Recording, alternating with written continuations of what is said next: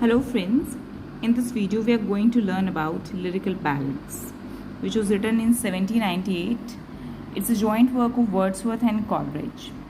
So its complete title is Lyrical Ballads with a few other poems.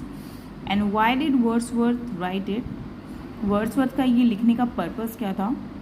Through this preface, Wordsworth tells us about the significance or importance of language in poetry and the effects of poetry on readers. So basically he focused on everyday life, emotions and imagination and the ordinary language to depict the life of common people.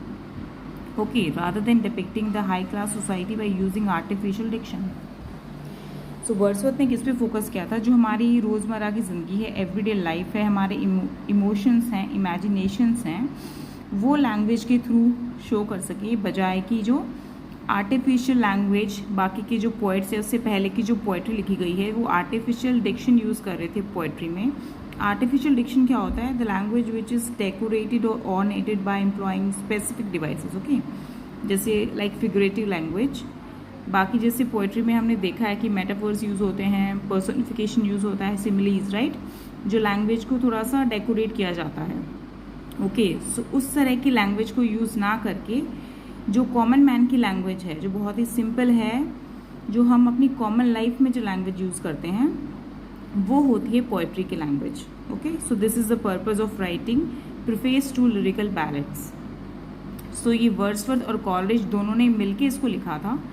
So the first edition came in 1798 and was published with an advertisement. तो जो first edition आया था वो 1798 में आया था और वो एक एडवर्टिजमेंट के साथ आया था, without the name of any author.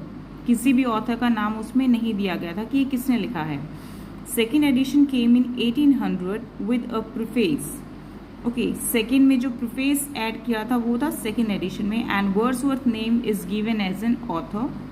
Now third edition in 1802 and preface was enlarged. So ये 3 साल तुम्हें याद करना है. 1798 में एडवर्टीजमेंट आया था, 1800 में preface was added and in 1802 preface was enlarged. उसको थोड़ा सा और बड़ा कर दिया गया था 1802 में. Total poems are 23 in number. जितने भी लिरिकल बैलेंस में 23 हैं टोटल पोइम्स. उसमें से जो फर्स्ट रेगुलर 4 सीक्वेंस में 1, 2, 3, 4 वो कॉलेरिज ने लिखी थी 1 से 4 तक. उसके बाद 5 से लेके 19 तक वर्ड्सवर्थ ने लिखी थी. फर्स्ट पोएम थी the rime of the ancient mariner and the last poem was Tintern Abbey. Okay, rime of the ancient mariner किसने लिखी थी? फर्स्ट 4 तो पता ही है, मैं कॉलेज ने. और लास्ट वाली टिंटन एबे वर्ड्सवर्थ ने. So the fifth and the first poem by Wordsworth is the female vagrant.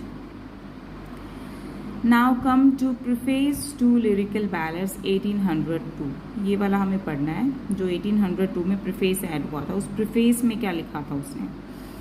It is also known as the Manifesto of English Romantic Criticism or the Manifesto of English Romantic Movement. Okay, so the first point is poetry must be written in the ordinary language or everyday language of common people or rural people rather than artificial language. So the basic thing is he wants to say that कि जो language होनी चाहिए poetry की वो कैसी होनी चाहिए? Common man की लैंग्वेज होनी चाहिए, रूरल लैंग्वेज होनी चाहिए. ठीक है, लैंग्वेज ऑफ एवरीडे लाइफ, बजाय कि जो हम आर्टिफिशियल लैंग्वेज यूज़ करते हैं उसको डेकोरेट करके, वो नहीं होनी चाहिए. Second is ordinary life incidents and rural activities are the best subjects of poetry. और जो पोएट्री के जो सब्जेक्ट्स होना चाहिए, जो कंटेंट होना चाहिए पोएट्री का, वो किस पे बेस्ड होना चाहिए? हमारी जो आम जिंदगी है, हमारी जो एक्टिविटीज़ हैं, रूरल लाइफ है, जो हमारे इंसिडेंट्स है, वो होनी चाहिए, बजाय कि जो हाई क्लास सोसाइटी है या अपर क्लास सोसाइटी है वो वाली. नेक्स्ट इज इमोशंस और expression of feelings is more important then action और प्लॉट. तो पोएट्री में जो हम इमोशनली जो हम चीज़ें एक्सप्रेस करते हैं, हमारी फीलिंग्स एक्सप्रेस करते हैं, वो ज़्यादा मायने रखती है बजाय कि उसका जो प्लॉट है, ठीक है, और उसका जो एक्शन, जो उसका डिक्शन है. Next is poems were a revolt against the artificial poetic diction in the 18th century.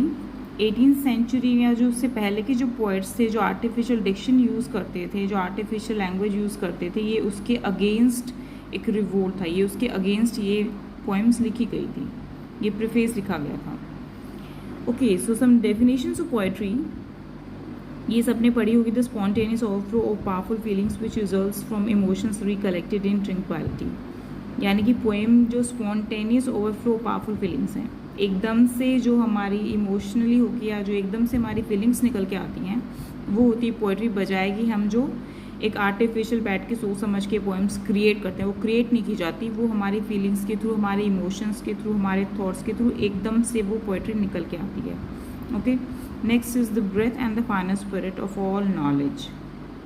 It is the impassioned expression which is in countenance of all signs, and a poet has more than usual organic sensibility and is one who has thought long and deeply. Thank you.